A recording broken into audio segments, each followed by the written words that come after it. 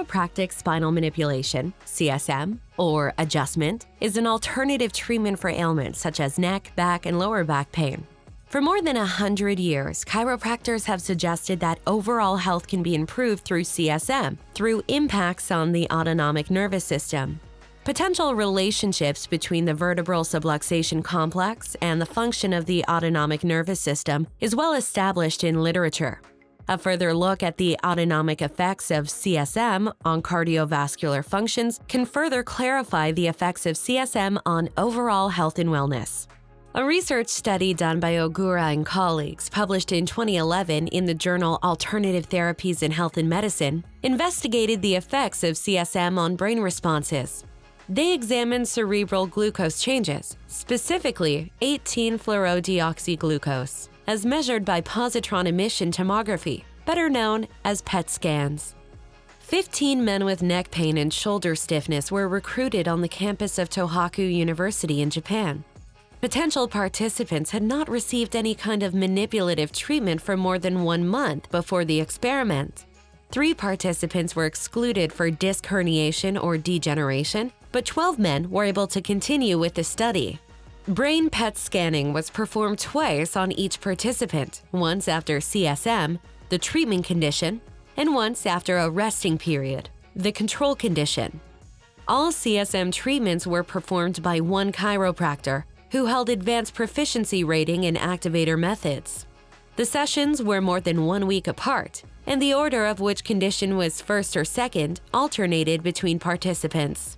For the CSM treatment condition, participants received an activator methods adjustment, then completed questionnaires about stress response and quality of life. They then were injected with FDG and sat with their eyes closed for 30 minutes before the PET scan. Tone of the upper trapezius muscles and salivary amylase, as a measure of autonomic nervous system function, were also evaluated before and after CSM.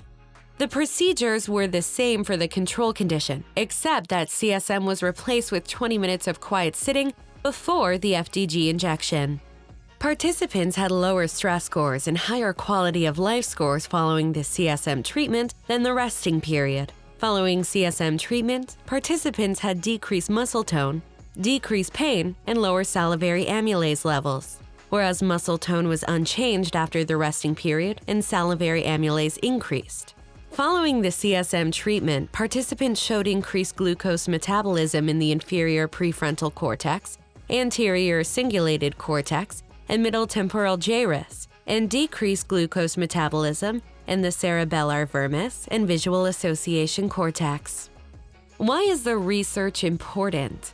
Previous studies of the autonomic effects of CSM have mostly examined cardiovascular functions and subjective feelings. This study further examined the status of regional brain activity.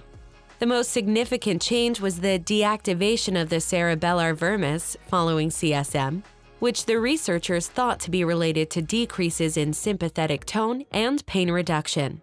Other results show that the anterior cingulate cortex, inferior prefrontal cortex, and middle temporal gyrus were activated following treatments as expected due to their involvement in generation of autonomic responses.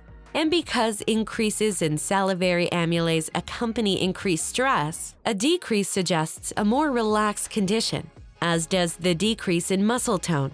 Together, these results suggest important effects of CSM on the regulation of the autonomic nervous system, which could impact overall health and well-being.